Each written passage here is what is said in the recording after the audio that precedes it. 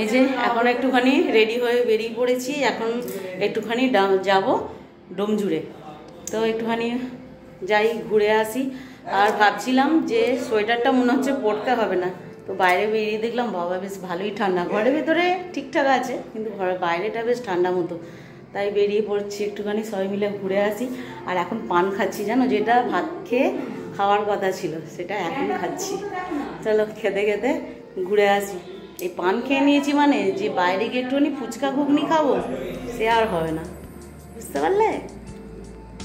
চলো সবাই মিলে ঘুরে আসি। আর সবাই রেডি হয়ে গেছে, চলো তোমাদের একবার দেখিয়ে দিই। এই যে এখানে আমার বরমশাই আগেই রেডি হয়ে বসে আছে, আমাদের জন্য অপেক্ষা করছে। আমরা কখন রেডি হব তারপর বেরোবে। আর মাও যাব বলছিল, কিন্তু তারপরে আবার মতামত চেঞ্জ করলো যে না আমি আর যাব না, এখন এত ভিড়ে আমি যাব না। যেই শুনেছে আমার ছেলে এসে বলল যে জানো দিদান, আজকে ওই ডোমজুর মাঠে গণবিবাহ আছে। তো মা বললো বাবা তাহলে আমি আর ভিড়ে যাব না। তো আমরাই সবাই মিলে বেরালাম।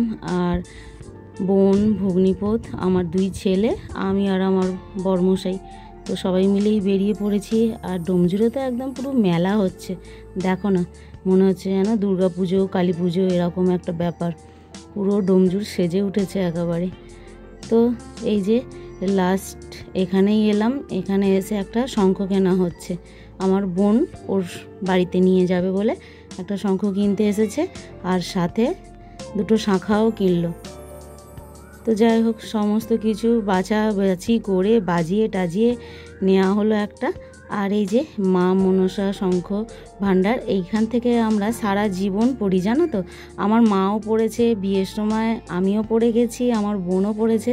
মানে এই দোকানটাতেই আমরা আর কি এইসবগুলো কেনাকাটি করি আর কি। তো যাই হোক এইগুলো কেনার পর বাপরে বাপ কী করে যাব সেইটাই আর ভেবে পাচ্ছিলাম না, জানো। এত ভিড় ডোমজুড়ে, সে কি বলবে, এক পাও গলানো যাচ্ছিল না তখন। আর একসঙ্গে নাকি 11টা বিয়ে হচ্ছে, ভাবো। ও, আর শুধু যে যাদের বিয়ে হচ্ছে তারাই শুধু যেতে পারবে সেরকম না।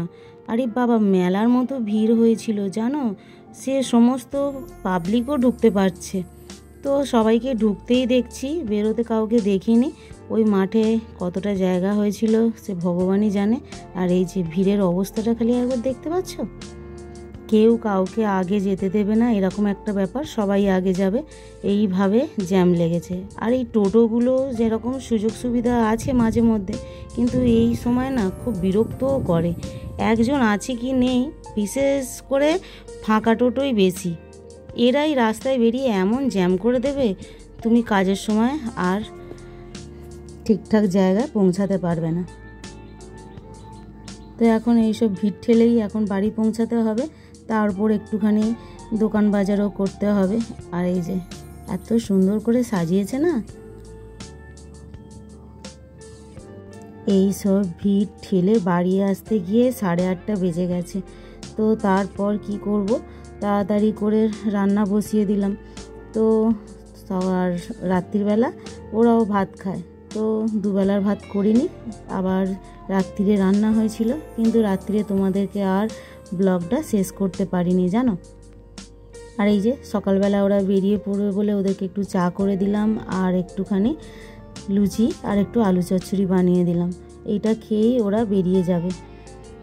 তো কালকে রাত্রিরে তো আর তোমাদেরকে টাটা বলতে পারিনি। তো এই যে ওরাও বেরিয়ে যাচ্ছে, এখন বাজে সকাল ওই 8:30টার মতো।